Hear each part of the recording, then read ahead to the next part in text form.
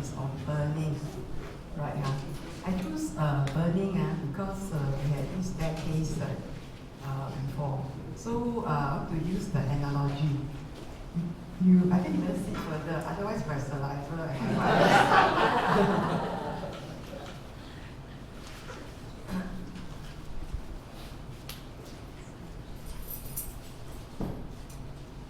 Right.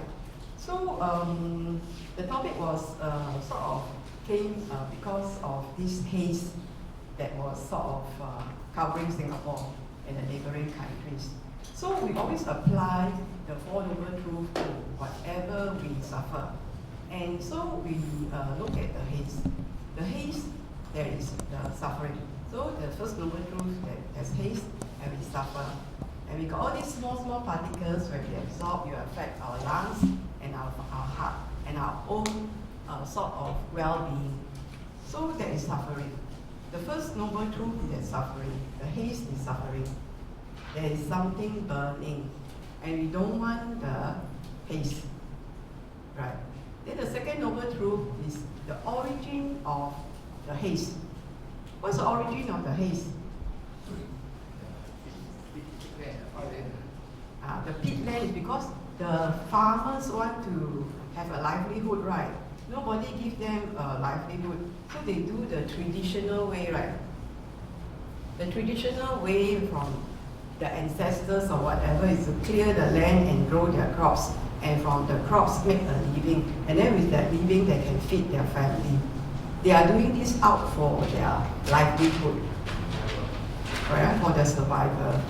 So the roots of it is still, it is because for their survival. So the origin of this haze was this wanting to feed their families. So then, if we want this to be ceased, and there's a third Noble Truth, something must give to replace their livelihood. Because it's all about livelihood, right? They have to replace something, prevent them from, burning. So then, to replace their burning, then you ask them to grow trees. Then give them a livelihood, pay them for growing trees, right? And then, so then this will cease. So it doesn't affect the rest of the people. Otherwise, people with COPD will suffer, people with heart disease, and with all these high levels of cardiac and pulmonary conditions here. And all the children can't go to school, right? But instead of burning, can you do other methods to clear the forest? Okay, now I won't go into details, that will be suffering for me, right? So we just say, we just use this example, and then the path, we must have the right view. We must have the Noble Eightfold Path to end this suffering.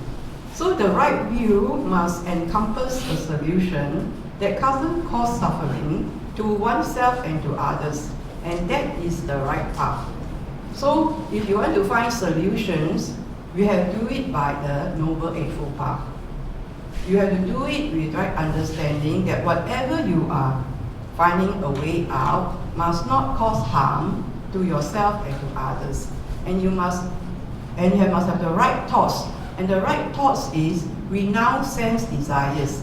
Renounce greed, You must renounce greed. That this greed will give you business. So you have to renounce greed. And you must have loving kindness and non-ill will towards yourself and to others. That this, whatever your objective, whatever your solution, has no ill will to whatever being. And must have no cruelty to whatever being. So with right understanding and right thoughts, then you will have a right solution. So there is always a way out of suffering. It's just whether people apply the right way or not. So this is in a global scale. California fires raging. So they are just do firefighting only. But what is the cause? So people have to look at the cause. Otherwise, it will happen again and again. So some people, the one that the Australia forest fire, somebody, so people must not do that. People must be told that this is wrong, this is not civic. They say, so the other day I met somebody, who was on the bicycle, and then he drank his can of drink. So I was in the park, sort of park surrounding my house. So after he drank, he threw it away. Then he cycled towards me. I said, Inche, cannot, Then he cycled back. Then after that, he picked it up, put it in the basket. Then he pointed to me, the rubbish there. Then he says, other people also like that. Then I said, other people do what they do, but we must not do anything bad. We must follow properly. So there's other people. I said, that's other people. We have to do what is right. So we have to learn to conduct ourselves. There's so much rubbish. People see the rubbish, they say, my rubbish is just another piece. So they just say, other people do, I also do. So we cannot have this that other people do, we do. That's not the right attitude. So this haze thing and these fires that are burning, many of them are contributed by human beings. Many of the ills of the world are contributed by men, by ourselves, because we do things out of ignorance. So here we have to check ourselves rather than look at others and say this person is XYZ, imperfect. Then what about ourselves? The XYZ, we all A to what? A to what? What's the one letter before X? What's the letter before X? Now I have to count. V, W, X, Y, Z. W. So we all have so many, A to W. Other people have X, Y, Z. We have to look for our PQRS, right? Mind your PQR. Last time we'll say, told by our teachers. Mind your PQR. How you pronounce your PQR. So this is the global scale haze. It starts with the individual. Isn't it? It has to start with the individual. So there was a video tape that I used to see, and this video tape saw this firefighter having the N95, and after that, he was sort of resting, and he took his N95 out, and then he smoked.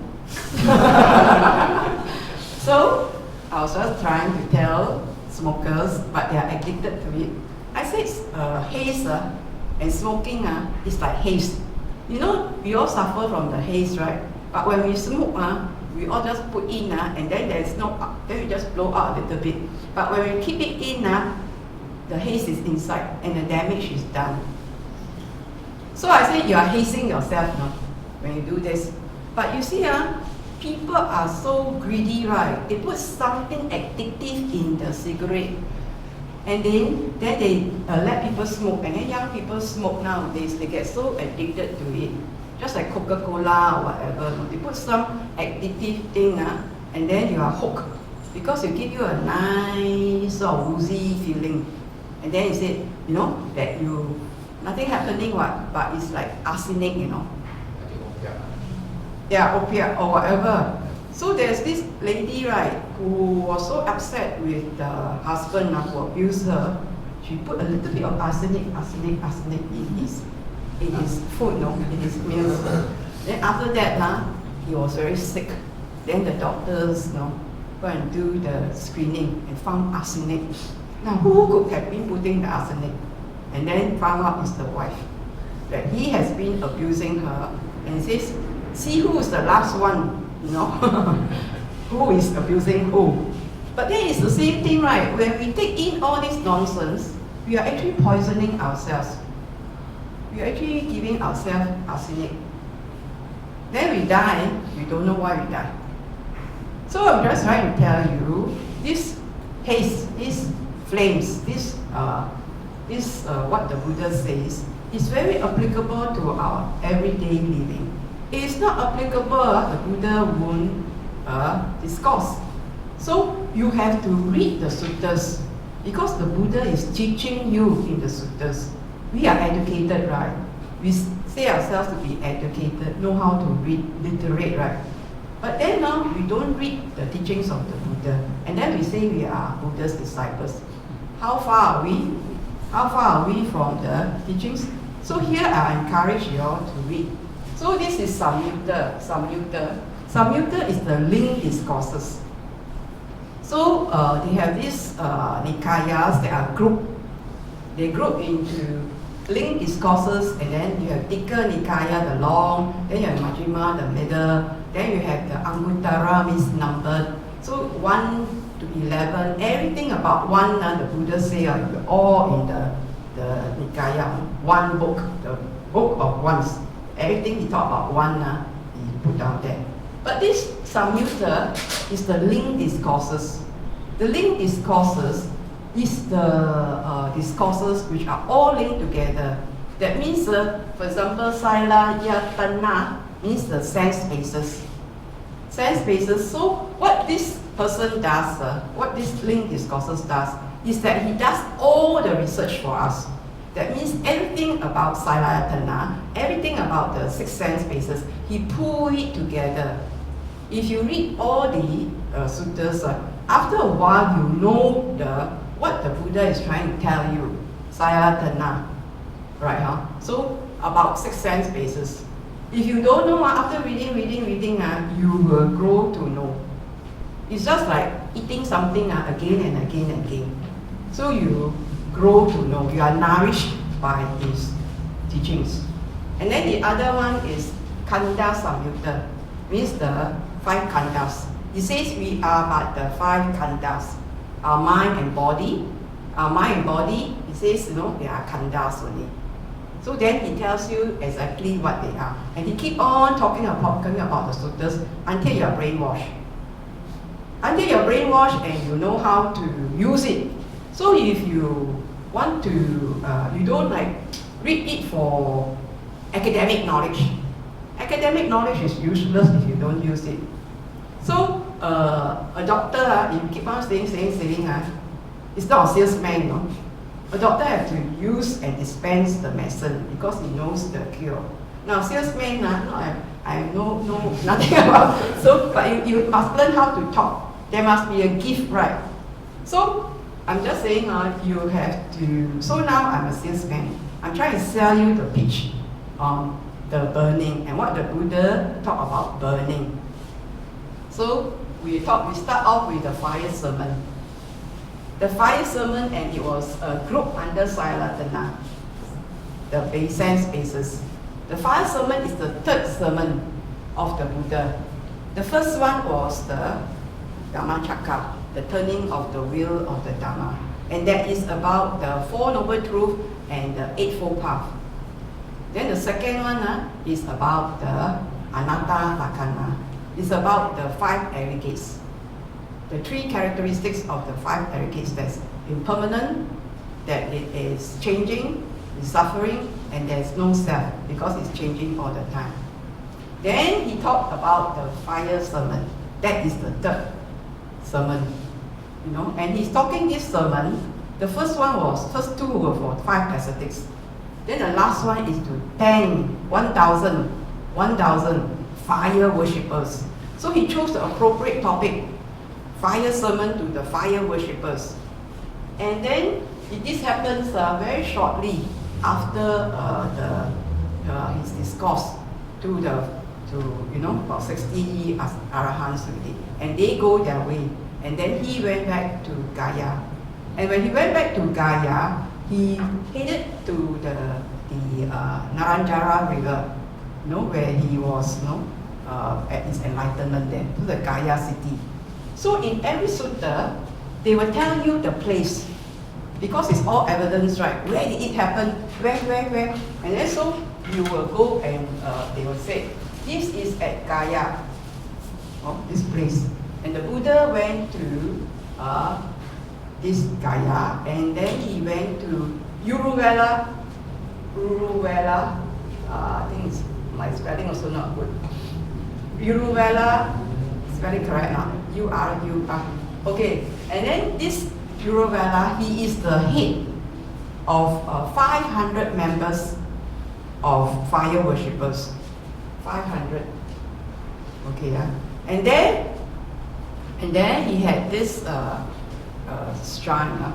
shrine, because they worship fire. Why they worship fire?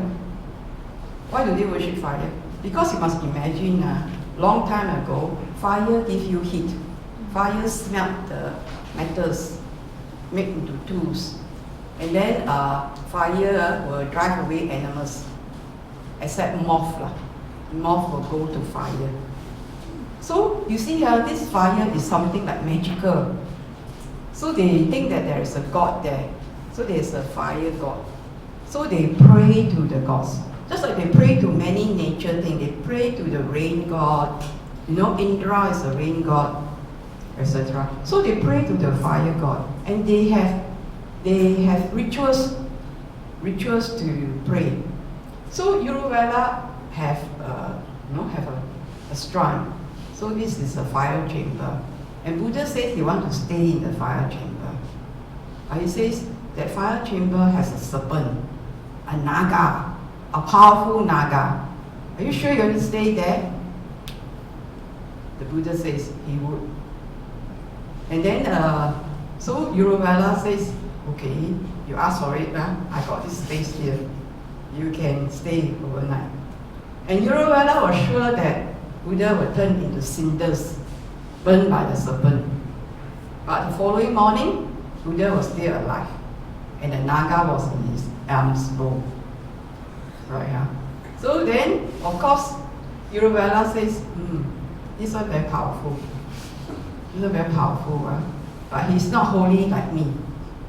Then, after all, Buddha performed so many sort of powerful deeds, powerful feats, like, when it was flooding, he got sort of clear the water, and the waves were like, very high and doesn't touch him.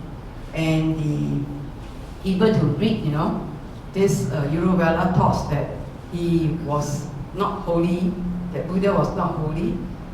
And then he knew that there were bright lights, devas and sakas and brahmas coming to visit the Buddha.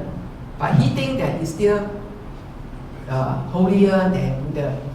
So the Buddha says, hey, you're not, you're far from being an arahant.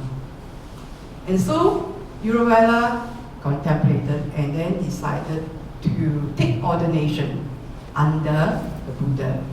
A young man, Uruvela is an oldie. And then once he abandoned all the fire worshipping equipment. So he's also a polluter. He threw it all down he hasn't met me yet, he can't throw things. But then he threw, and the 500 of his disciples also threw all the things and ordained under the Buddha. Then he has two brothers, Nadi and Gaya, and they are called Kassapa brothers at Gaya. And these 300, 200, so there were 1,000 plus 3, 1,003. So when he threw all this equipment down the river, the other two brothers wondering what happened to their eldest brother. Something happened. They quickly ran out. And they found that the Buddha was now the new leader. And so they also converted. So now we have 1,000. And then the Buddha gave them this fire sermon. And they are ascetics, They are not indulging in sense pleasures. They are just practicing sincerely on what they believe was true. So the Buddha says, what you believe isn't true. So what then he says? So you have 1,003 newly ordained disciples. And this is the Saḷāyatana. So he always teach according to the dependent origination. You all know about dependent origination, right? So what were the dependent origination? Ignorance, formations, then consciousness, then Mind, body, six sense base. You must be faster. Six than sense me. base. Contact, feeling, clinging, craving, clinging, becoming. So you see how bad the doctor's handwriting is.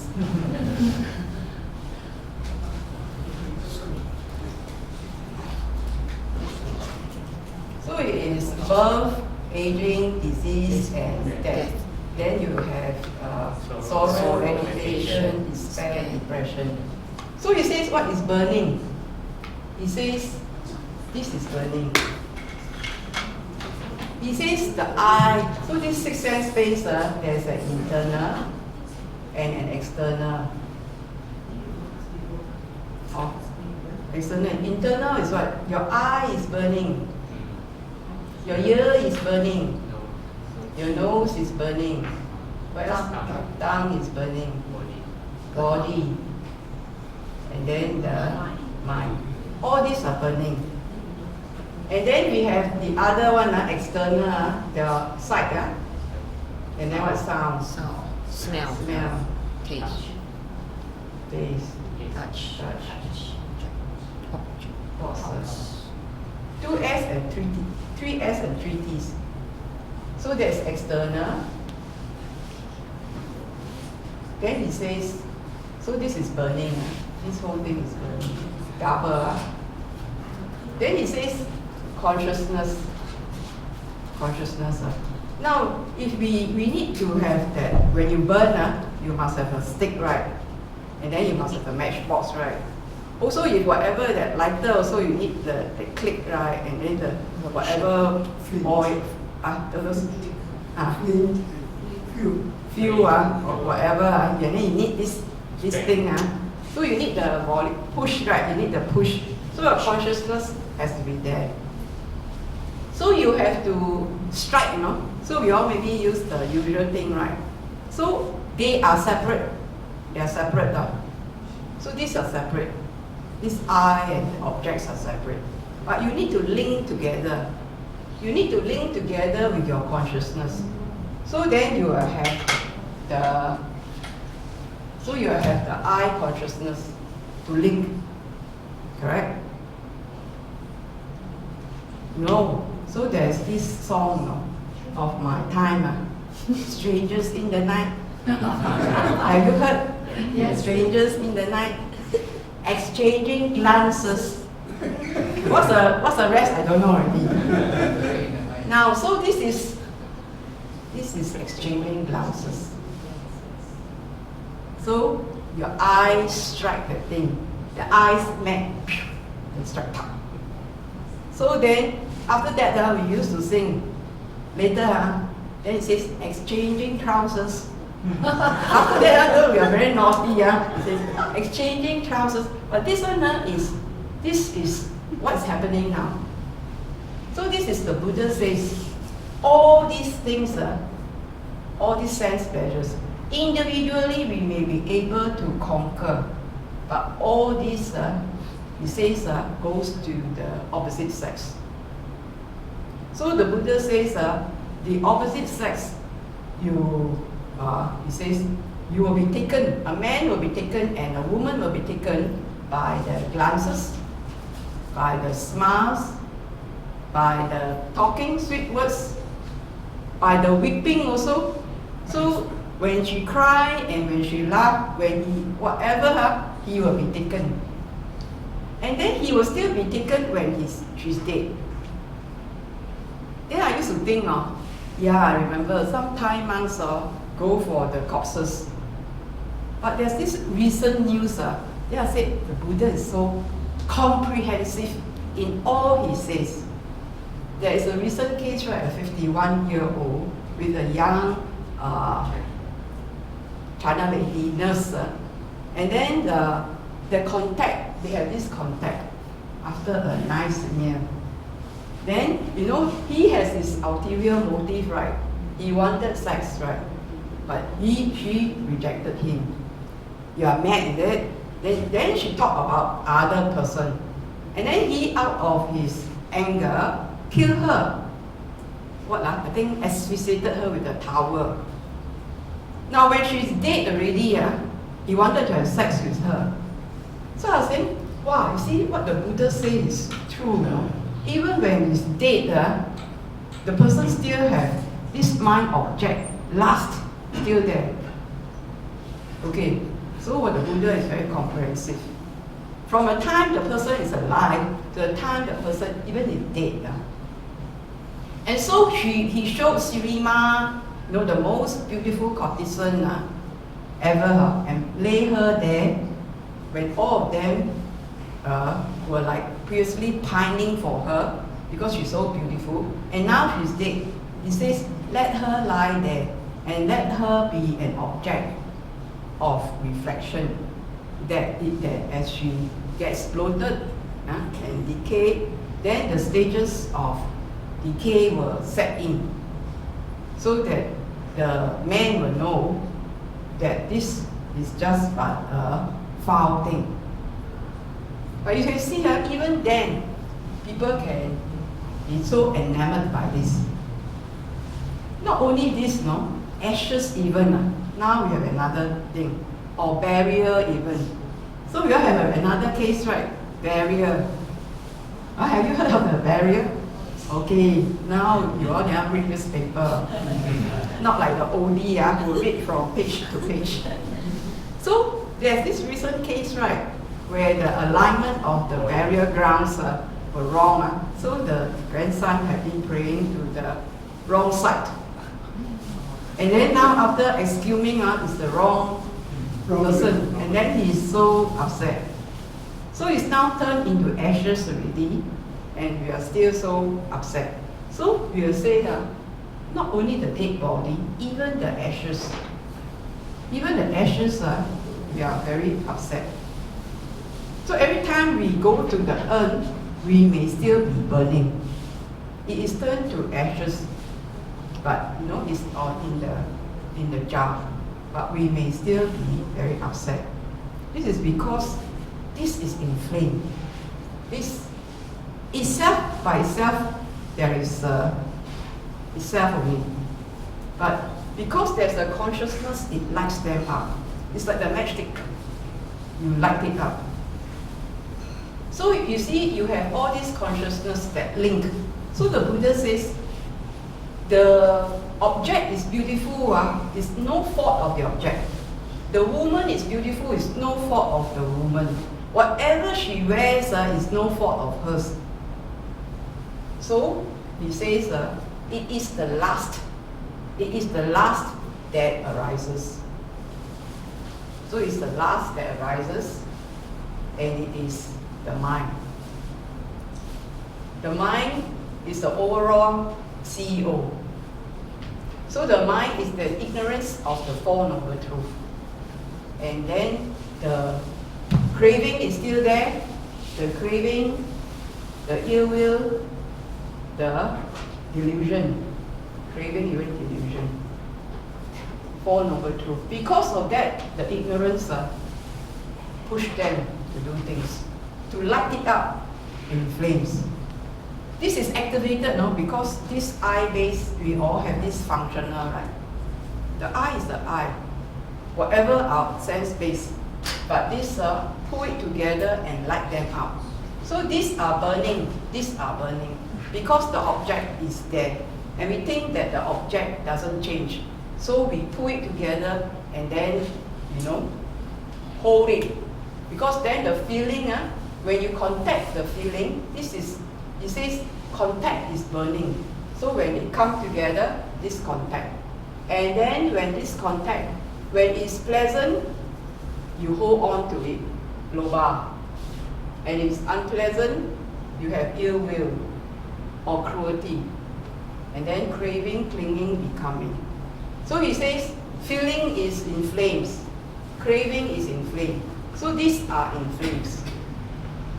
Sense, these are in flames. So the whole thing is in flames.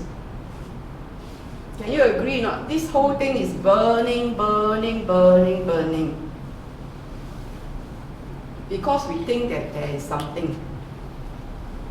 And it's burning, burning, burning. So when it burning, burning, burning. Then after that, 1,000. So it's fire, so they can see it as burning. When you see it as burning, would you want to touch it? Our parents tell us, don't touch the gas cooker, right? Don't touch the hot kettle, right? But we touch what? Because we don't see the invisible flame. So we touch and we grasp. When we touch and we grasp, we burn ourselves again and again. Then we have this 1,000, when they hear this, they let go. They let go of all this. Let go of 6 sense spaces, then the consciousness, the contact, the feelings. They let go of whatever that is burning. So this 1,000 realize arahantship. So this is the fire sermon. The fire sermon says that we are all burning. So we have all this, and we are all burning. And so when they see that they are all burning, they don't touch. So when they don't touch, they are cool. So they have these words, I think Mandarin, I only know Cantonese. 火坑變情詞啊，係咪點啊？ Hey Julian, what is the Chinese words?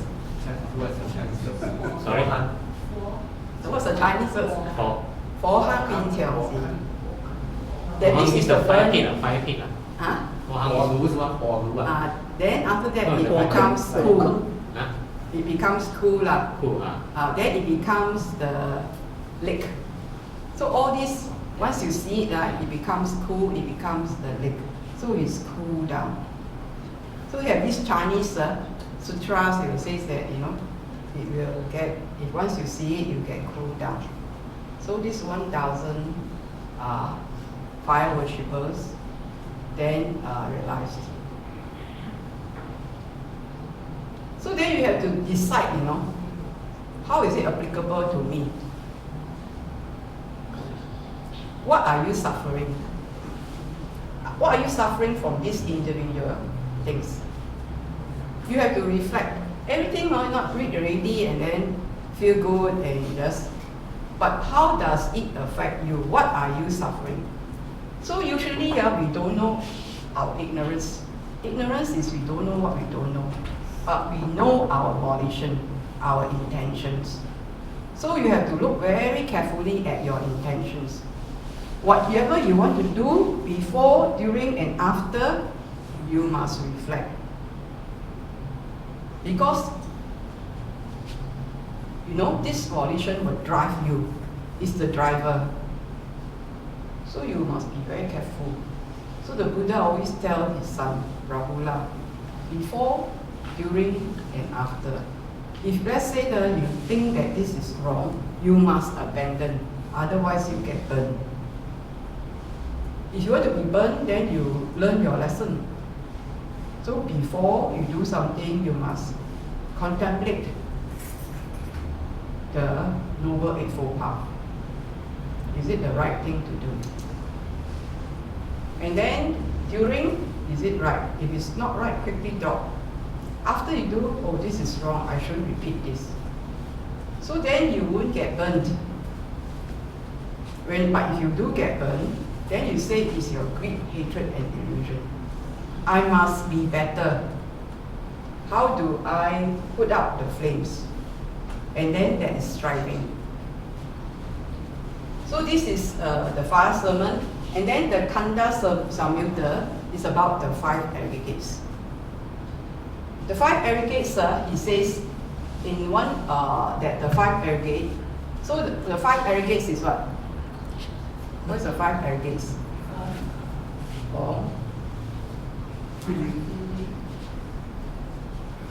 Perception, consciousness,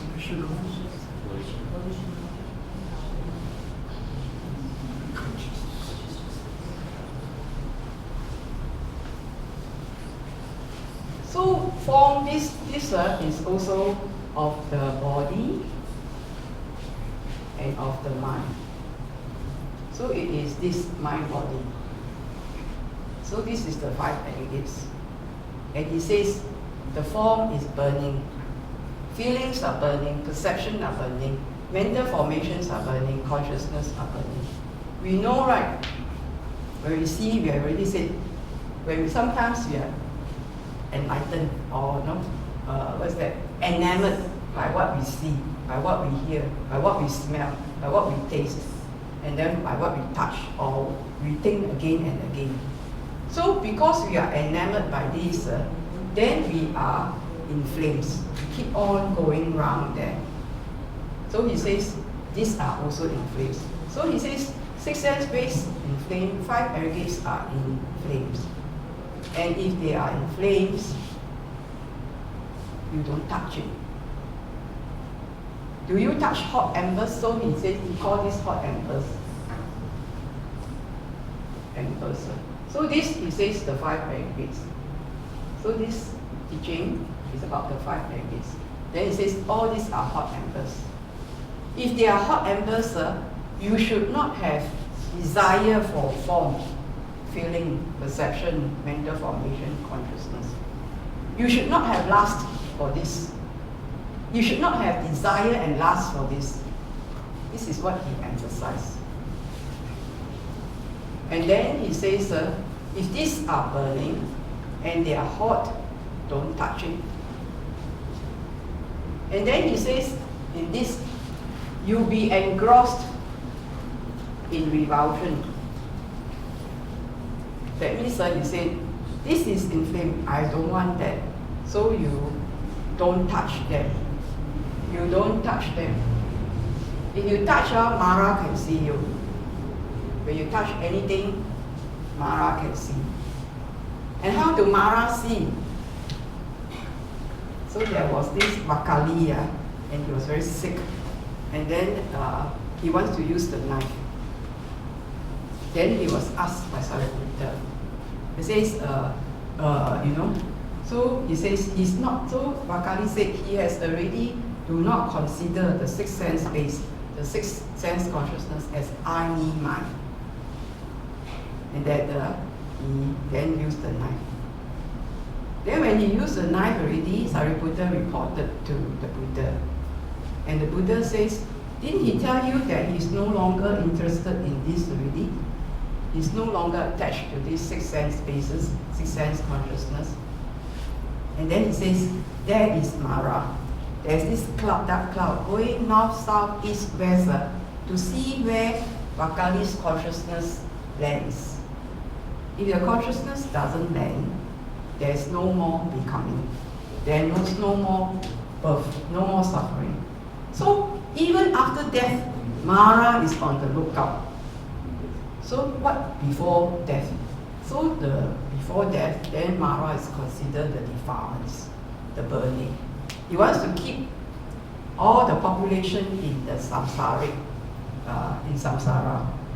So he even look up for those who disappear. So what he wants to look up is the bright spark, that you still have some interest in the world. So this is what it means. If you have interest, you will go for it. You will delight in it, you will touch it. So this is what it means.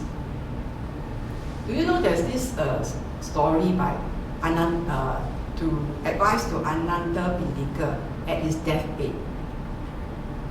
So Ānanda Pittika was very sick. Ānanda Pittika was the, this, he's a benefactor. He's the one that offered the Jetavana. So he was very sick, So there's this stock phrase that says that the head is like tied by a band, so painful. And then it's like somebody struck him on the head, and that his tummy is being like cut open by a butcher's knife. His whole body is burning. That his dying days he's suffering like that. They asked for Saryaputta to come. And Saryaputta says, do not let your consciousness go to your sixth sense space. Do not let it go here. Says, so that your consciousness do not depend on your sixth sense space. Your consciousness do not go to the contact, do not go to the feeling.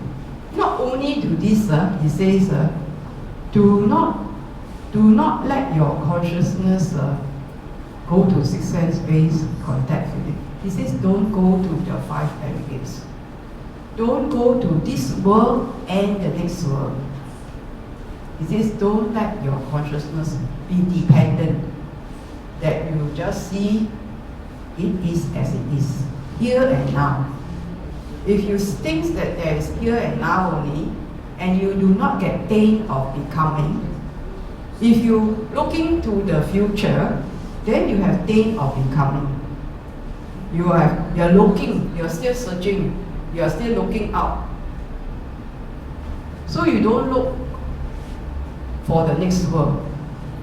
And then this world ends. And when it ends, it ends. Then it's chill out, no more. So the consciousness, he said, don't depend on all these six sense bases. Six sense bases, internal or external, and the consciousness. And don't let it fall on this. Neither on the five aggregates. Neither this world nor the next world. So when you read that, you know what the general direction is. Don't let your consciousness be dependent on any of this. It is not dependent on this, then there won't be any more becoming. If there is no more delight, and you see through it, there's no more delight, then your consciousness won't touch. So you won't touch, you won't have a birth. So then that's the end.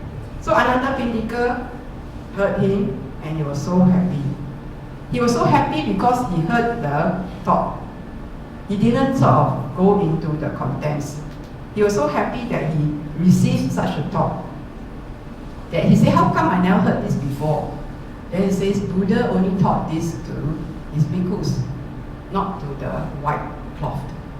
Then he asked, Anathapindika asked, that let such teachings be taught to the white cloth. And then he took rebirth in the Dusita heaven. So you see, the teachings was not complete for him. He was just rejoicing in the Dhamma.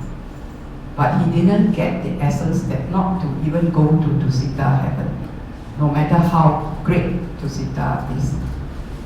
So you may need a time, to digest and to reflect, and that it was too close to the time of going. So after he passed on, he reappeared in Jetavana in glory, and he praised Saḷāyatana. And Buddha nodded in agreement and was very happy. And Ananda then asked, was that Anathapindika, the young Deva from Dusita? Yeah. So the Buddha said yes. So this also says about this. So you must be very clear that we all have a mind and body. So we will have a consciousness, but we can just see how consciousness led with our volition. This driving this consciousness is ignorance. If there is greed, hatred, and delusion, then there will be volition. And the volition will drive this consciousness to do things. It is the main driver of this vehicle. So you have to check your ignorance, and then by reading or practicing and Sila Samadhi Panya, and this consciousness arises because we have a mind body. We have a mind body. As long as we have a mind body, we will have consciousness. And all these are latently activated like a switch, like a switch that's on. Anytime a sound comes, we catch. So any of this, it says, all these are activated. When your consciousness falls on this and it's pulled together, you spark it, then it gets a flame. So this is the fire sermon and the 5 aggregates. So when you see them as burning, then you do not want to touch. You know what is the cause.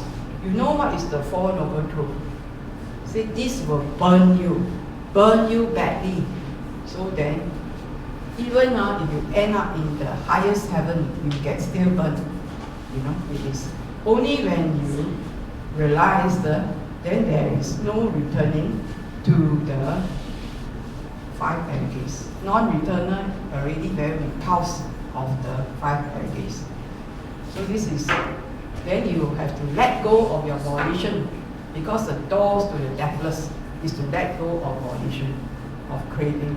To see volition is to see your craving. To let go of volition is to let go of craving.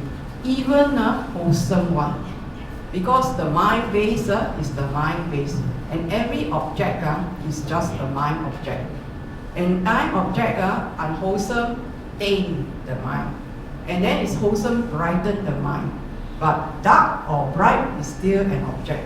And because the mind is still nothing. And we just taint it with volition. So from unwholesome, we develop our wholesomeness. From wholesomeness, we see the folly of the flames. Okay, that's the talk about flames. My throat is also inflamed. Those who want to ask questions, please use the mic so that we can place everything to record it. It's clearer. Anybody? Just a small one. So it's like, I think this is just a very short one. We are just not on touch here, right? Touch. Touch or touch? Touch. Body is touch. Not touch. Mind is not. The mind is touch. Thoughts. Thought, because I thought that the touch should be under the internal instead of external. You're talking about Touch. torch. Torch. Like this is a torch.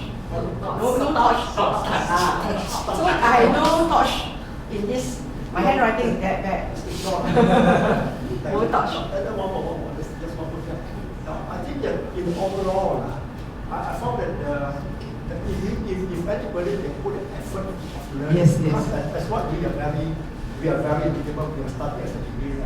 So I think so because if you can force to conquer the last Yes. of course it's not easy, but it takes so long. If you can just learn to conquer it by the stages of overcoming, I think would that be, sort of can overcome the rest of the others. To Overcome the last. you mean to overcome thoughts is to overcome lust? Not only that, but I can see that a lot of the points here is to overcome the last. Yes. Yes. So I think that as we may confuse ourselves on how to overcome it, as we are taking the beginning step of the learn to overcome it. Yeah. If we can just overcome that, would it be overcoming some of the rest of the Yes. So the important thing is to overcome ignorance. Because this is the start of the fire. This is the start of the fire. Volition is the next, because if your intentions, if you know your intentions, then you examine your intentions, then you don't touch, so you refrain. So there is this sutta, right, Majjhima Nikaya number 2, removal of taints. He says removal of taints. So he says how to do that. So he says that there is a way. So in that is called Suread. Surrey. Singapore always do surcharge. But we have to read to overcome our ignorance. So how do we do? So if we see things as they are, how to remove things? So if we see things as they are, that they are impermanent, that all these things are impermanent, that they are suffering, and there's no value and no substance in it. So if you see things as they are, then the things are also removed. If you see the taste, you don't touch. You see it's burning, you don't touch. You can see, if you don't see yourself, you see others. So you see them, others are going to Geylang and going there. You know, hey, this is wrong. You know, right? You see, this is not, I don't want to touch. I'm not going there.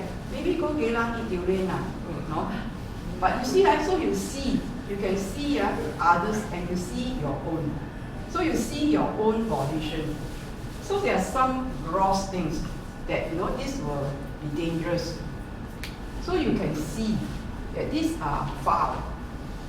These are impermanent. Don't touch. This is not for wholesomeness, not for good. So by seeing, you don't touch. So he says utilize because it's to the monks, but it also applies to us. He says utilize your 4 basics: your alms bowl, your alms food, your robes, your accommodation, your medicine. We also have to utilize, otherwise our world is burning, right? The way we exhaust our resources, all the climate changes happening. We don't utilize the resources of the world properly, individually, then it affects globally also. So when we utilize our resources, whatever they are, we utilize it and do it that way, then you will reduce suffering. If you don't overindulge, you utilize. So utilizing is to teach contentment.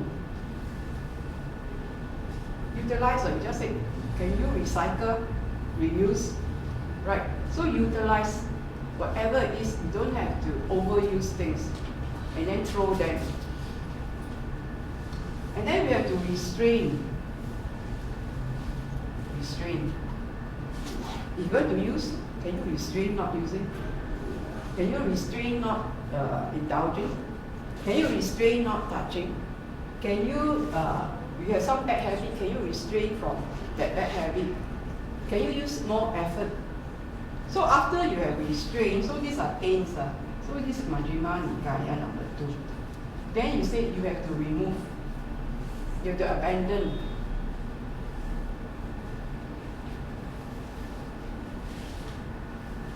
This one I forgot E what already. And then endure. Endure, that means he says hot, cold, what thing you endure it. Because the monks are enduring all this. Cannot little bit thing, ayo, like that. So you become soft. Then you remove, abandon, maybe but doesn't look like abandon, develop. This may be abandoned but doesn't sound like it. Because remove is abandoned. But abandon got many ways. So we have charcoal, give up something. Then we first we restrain, then we try to charcoal, then we have pati, sego, abandon. Then we have muti, where we are released. And then we have analayo, where we refuse when we are tempted. So these are all ways to remove. Then we have to develop the wholesome. So we remove things and then we replace the things with wholesomeness. So it's a lot of effort in it. So it is. So it depends on the dust in the eyes. So we have IQ, and we have EQ, and we have WQ, wisdom Q. Some people may not have IQ, right? But they have wisdom Q. So the mind is not dependent on IQ, the wisdom. So those people who are very clever may be doing the hacking, right? Hacking and being the cyber thieves.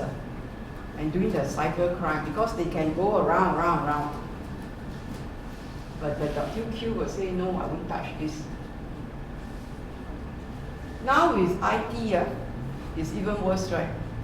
IT, the damage is so fast spreading. And now we have conditions, right? So the Buddha says there is no, so the birth becoming to the different realms, to the sense realms, to the form realms, to the formless realms, is becoming, and then when you get the aggregates of those sense realms, form realms, and formless realms, then you have that. So he says there is no self here. In this, there is no self. This is just depending on conditions. You have arising and the ending. So there is no self. And in this understanding, this is just understanding by wisdom. You don't need age to understand this. Young and old can understand. You don't need race to understand this. So there's no division of age or race. And you don't need sex to understand this. There's no need to be male or female to understand this. You don't need to have robes to understand this. You can be not wearing robes and understand this. Okay? So there is this, he says there's no need for psychic powers to understand this. So it doesn't mean that those who understand dependent origination require to have psychic powers, because they can understand dependent origination, that there's rising and ceasing, rising and ceasing. And with each of the 12 things, it can cease, the ignorance can cease. It depends on whether you see it or not. So you see, he is a great equalizer. No age, no sex, no robes, no, just your wisdom. So it just depends on the your views, your things of becoming. So if you have very little things, then you see it as just arising, ceasing, and there's nothing there, then you don't touch. There's nothing to touch. It's touching in your own mind when you're grasping at emptiness, when there's nothing you grasp. And so when you grasp, there's aggregate. If you don't grasp, there's no aggregate. So this is the teaching of the Buddha. The teaching of the Buddha that doused the flames. And this is something that we have to practice again and again. Thank you very much, Dr. Now, that's the one more general one. Yes. Because I don't know because of the birth here. Yes. Because of the birth here, is that just in general? Is that the reason why that the Sangha normally they don't like to attend the wedding? Or especially let's say they invite them out, and I think I'm not sure. They don't like to engage or to be involved in the wedding dinner. If you're invited. Could that be the reason why? In the Vinaya rules, is there a reason? in the Vinaya rules, But they rather prefer to go to the weddings or something like that, rather instead of wedding dinner. I think in the Vinaya rules, they are not supposed to bring people together because it's like bring suffering together. So they are not, in the Vinaya rules, there's some point about it. Because of the birth, rebirth, or to regenerate, because wedding is to reproduce. Yeah. So I think all this customary, so you must remember that your question, is it going to be benefit to yourself? How would monks being present benefit you in your practice? Does it benefit you?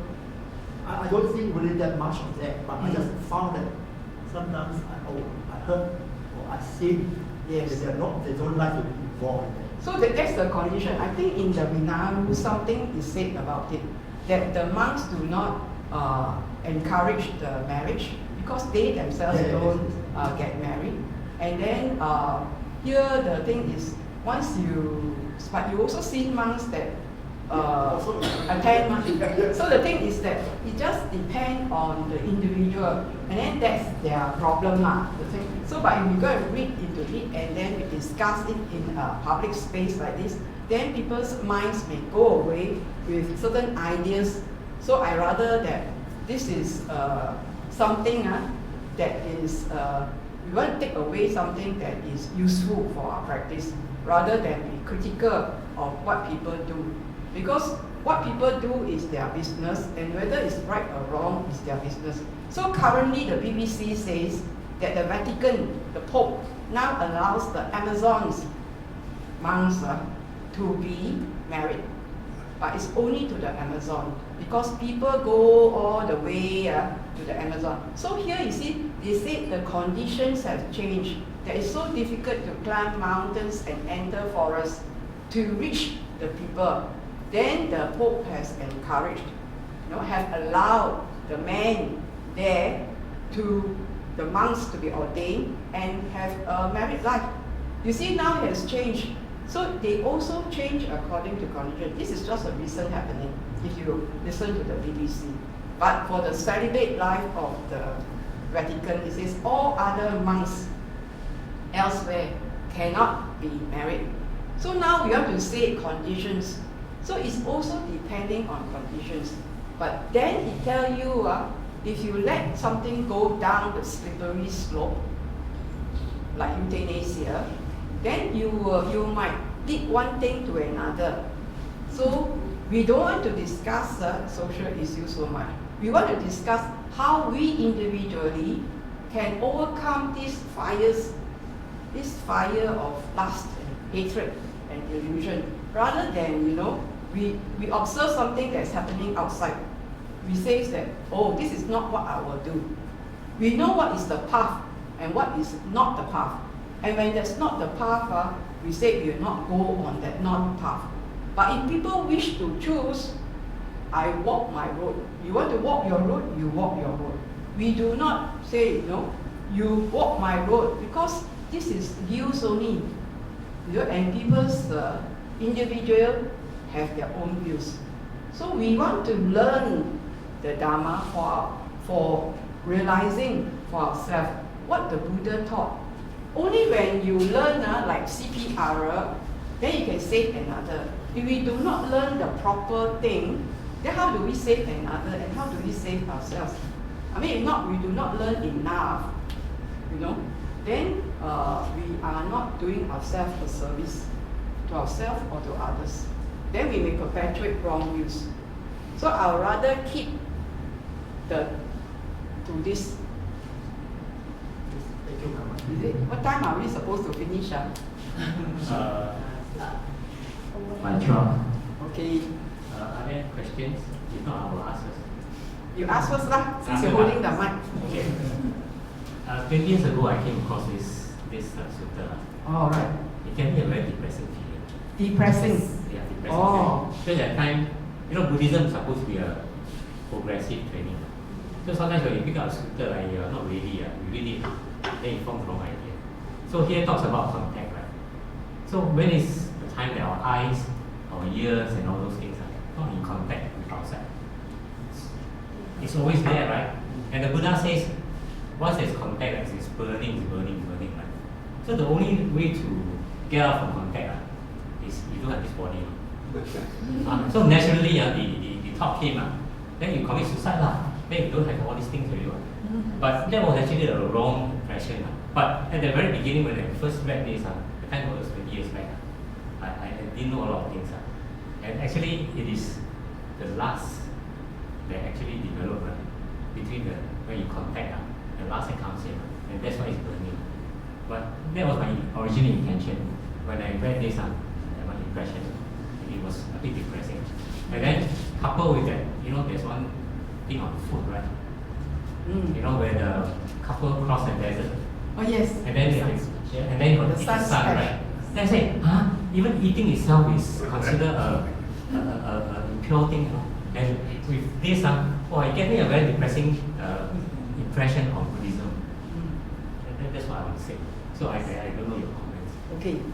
So when you say this all in flames is very depressing. So it's just that if you experience something that is very really depressing, and you are in depression, then his teachings lift you up from the depression. He tells you this is impermanent. You are just suffering only. He tells you the way out. He not only tells you your gratification, so it depends on the amount of dust in your eyes. At that time there was lots of dust, but now I'm sure it's clear already. So you are no longer depressed. Yeah, not depressed now. So you're no longer depressed. Actually, I'm very happy to see this being brought up. Yes.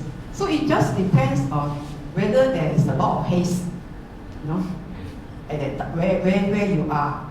So the thing is that if you have a lot of confidence in the Buddha, then you shoulder on. So despite of his depressing sutta, and he's talking about suffering, the Four Noble Truths, because he is trying to help those people who are suffering. Those people who are happy, they are happy. They don't need your help. But for those who are suffering, he tells them a way out. He tells them, yes, they're suffering. There's an origin. That you will stop. I tell you the path. Those seekers who want to stop suffering will then listen to him. Those people who are rah, they're not interested in this.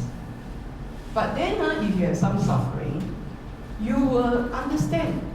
You will understand. If let's say you are a happy-go-lucky and you are not having much suffering, this doesn't cheer him. He already cheered already. I don't need this, right? But if he really, grow up. When you grow up, you have responsibilities. You have suffering. You have one thing. You understand. You have to. Now, children in Singapore have to pass exams. Have to have blah blah blah. So they are suffering also. We don't suffer as much as the children now. There's so much, pressure, like a pressure cooker. So you say suffering. So and then it is something that the marketing. This marketing is to those who suffer. Then those people who also when he taught reality. So you see the Buddha only say things, he only do things, he do what he say and he say what he do. It's the same, and he won't say otherwise, because his first quest to go out of the rich place was how to end this suffering, this old age, sickness and death, how to end it. Can anybody teach me how to end it? And even if it was taught by the two teachers, Alara Kalama and the Uddaka Ramabuddha, to go to the Arupa realms, where there's no body, where you won't suffer old age, sickness, death. When he goes to the Arupa realm, you still have to come up. He says, they only teach me how to enter. But when I come out, I still have passion. I still suffer from my passion. I'm not disenchanted. I'm still suffering.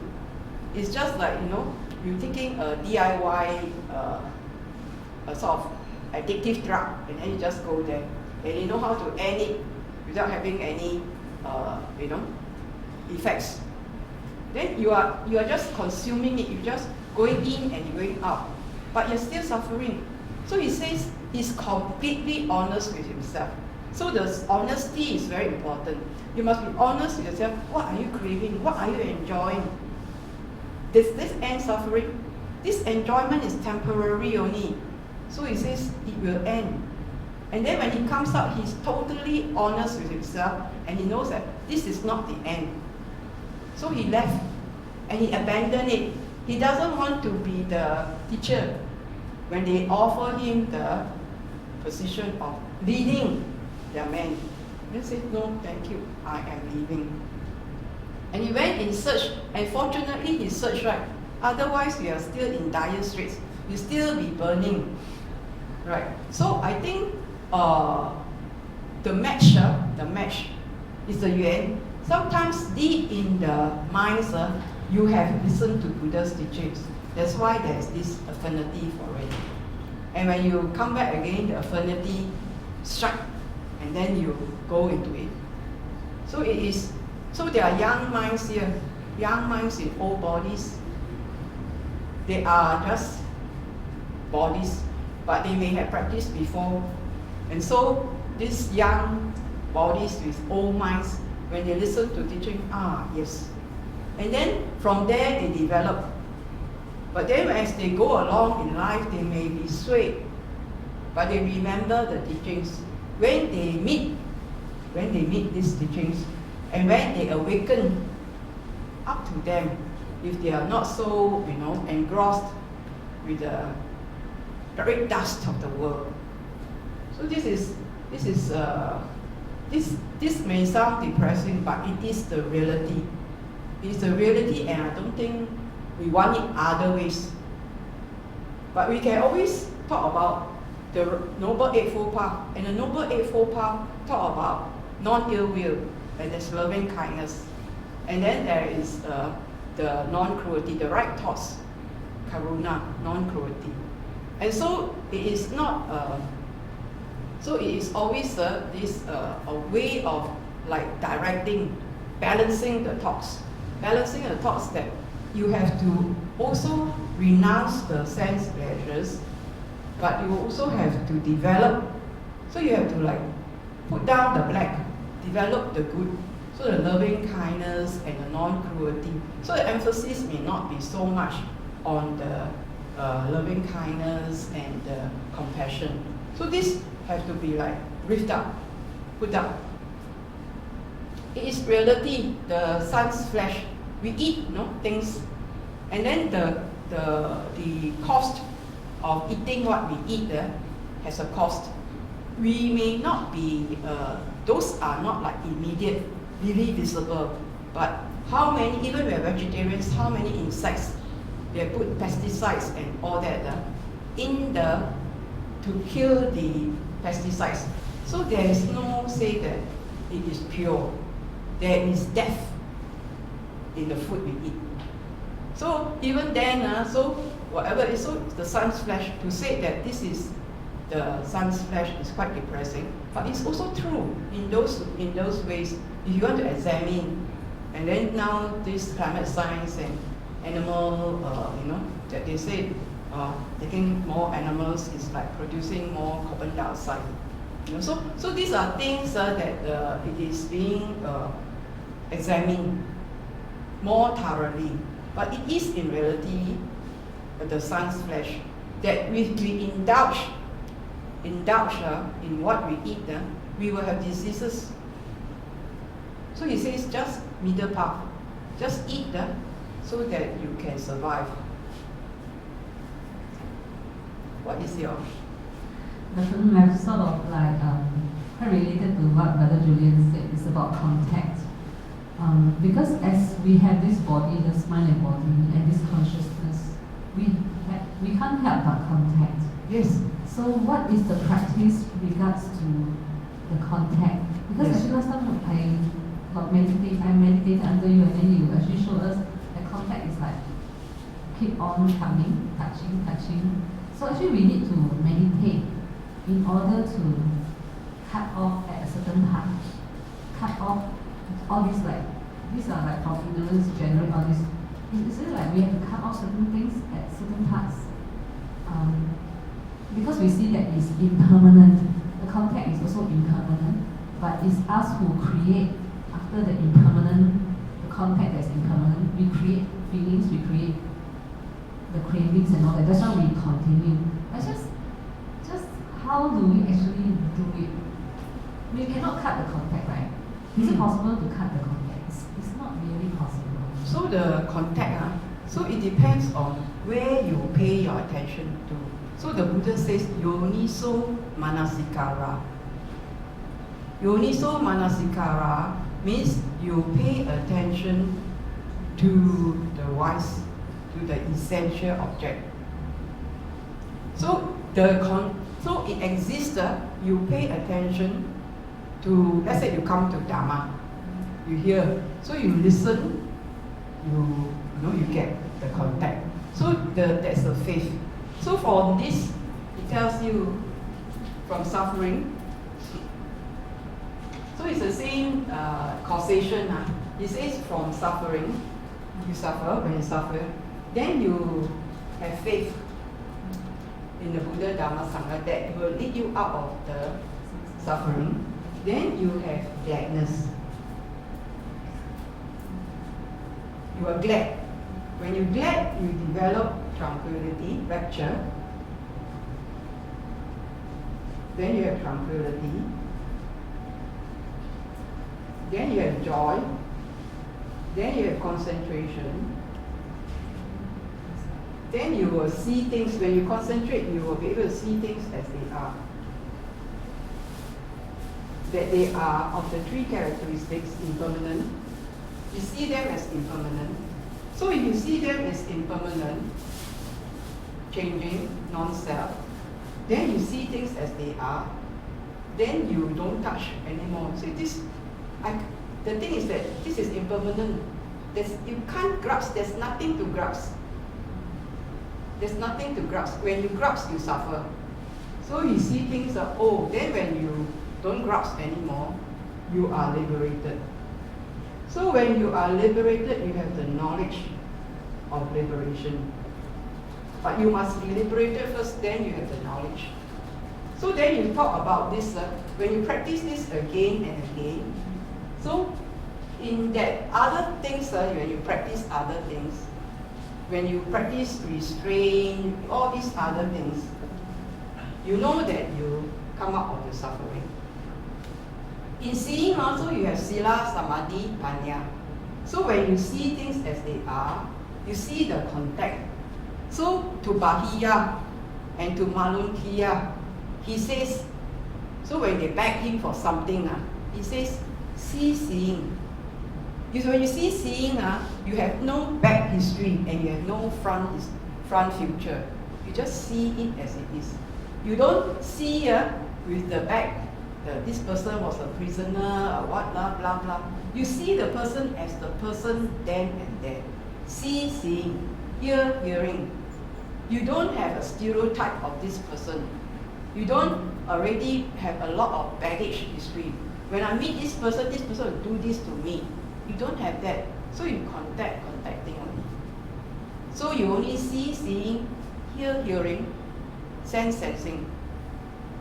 You don't add to what you are. So he says, you just contact.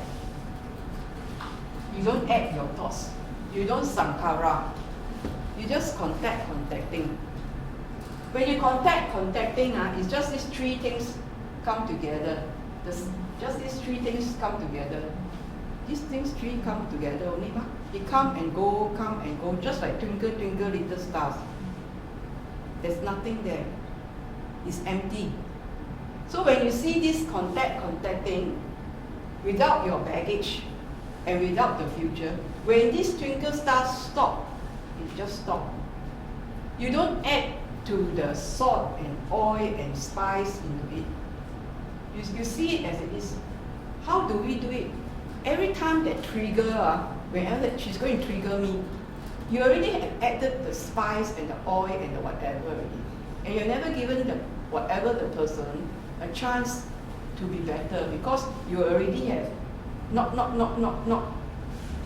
she's going to behave this way, that way. So there's so much perception. So that's why perception is flame. So much is perception. Then you said the leopard won't change his spots. No, because the leopard don't change his spots. But you see, the leopard dies. The leopard grows old. The leopard forgets. The leopard can change.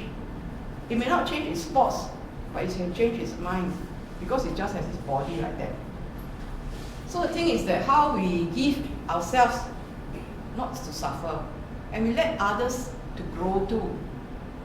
So sometimes the thing is we are harsh. Then we are harsh on ourselves. We are harsh on ourselves and harsh to another. And if that, then we are not doing the right thoughts. Because it's a form of ill will. It's a form of cruelty. It's a form of verbal abuse, mental abuse. So we have caused this suffering on others. So the Buddha says, you must have right thoughts. The right thoughts is to have the right understanding that whatever you do, your volition, by yourself, to others, not cause harm to yourself, to others, and both. So then he says, your mind must circle around this again and again. Then you must like check. It's like there's a check box, you know. Check. So your mind check. Am I causing suffering from others? So you see the loving kindness, non-ill will, is just the beginning of the loving kindness. So then there's loving kindness develops. Karuna, non-cruelty. So by that, everybody lives happily. So this is the, so he taught contacting. So every part of it is the noble eightfold path, because even Yes, when you yes. have the contact, Yes, you must go back to the right understanding, the right thought, put in the right effort and the right yes. So he says every part you can break. So in the Samadhi, he says you can break here. You can break here. You can break here. If you have gone into feeling already, you can break here. You can let go. You can don't cling. You can let go on many steps. So he says we have to practice perception because we are bodies with perception. These are what we are endowed with. So we have endowed with 5 aggregates. But he also taught us that we are one of the 9 abodes of beings, of which we are of different bodies and different perceptions. Different perceptions, and this is perception that we have to use. So we have the 10 perceptions that we need to use. The perception of impermanence. Every contact, he says, you have that slight. This is impermanent. This is non-self. This is asubha, foulness. This is defilements. So he tells you, these are the perception, and this perception you must see first before you can put in. Perception requires a memory. If you don't have the seeing, then how to have the perception? So you must have seeing the impermanence, seeing the non-self, seeing the defilement, seeing the overcoming. So all these different perceptions are trained, and you need solution for that. And then when every contact you put the perceptions, and that perception has to be continuous. This perception has to be sustained. It's not like feel like. He says you have to sustain that perception, continuously stay. So we build our perception according to the Buddha's teachings. Yes. That is the only way, because if we let our perception go the way it does, You always we go will not have Yes, so you have to develop it that way. And then you see there's this Heart Sutra. This Heart Sutra, and I think it goes with the Honey Ball Sutta. The Heart Sutra and the Honey Ball Sutra is very close. He says, and how is it close? So the Heart Sutra says that the eye is empty, right? The eye is empty. The Buddha said there's no eye. The honey ball said there's no eye, no nose. So there's no eye, no nose, no tongue, no ears. So wonderful, right? Why should you be enamored by eyes, nose, tongue, earwax? Why you enamored by this body with physics? Why enamored by this? But actually there's no. There's no. He says, see it until there is no. But people have experienced no body, but yet they don't see it as no body. People have gone to certain states where they don't feel the body. Then they think that it's just a wonderful state that they are in. And then some of them have gone to the Arupa realms and they don't feel body. But they don't see as it is, there is no body. That this is where it's just conditions, that you just come together. Just these three come together. They don't see it. Because he says there is no I, no bodies, and no none of this also. None of this. If I tell you something, I tell you there's an arrow there, you know there's a new arrow there, toilet. I never seen it. So if you never seen it, it doesn't exist for you. It's not there. The fire extinguisher, now I'm looking for things that I've never seen. So those exist. Before it doesn't exist. So it's not there. So it's our seeing that creates it. We bring together. We bring, so there's the I consciousness. We have to bring that contact into existence. So we use that consciousness to bring that contact into existence. So it arises. So it arises, and it also ceases. So when I now no longer, see the fire extinguisher, but now I see a time, it's 12 o'clock. Then I know that, yes, I have to end. So it's just this pulling together, just conditions only. So these conditions come and these conditions end, and there is no substance. So you don't need to hold. So the Buddha says we must not be fools. I mean, he used the words ignorance, but actually we are all just being fools. Okay, now 12 o'clock. Timing? Yeah, I think so. I think we should. Okay, shall we end with the usual puja? Sadhu, sadhu, sadhu.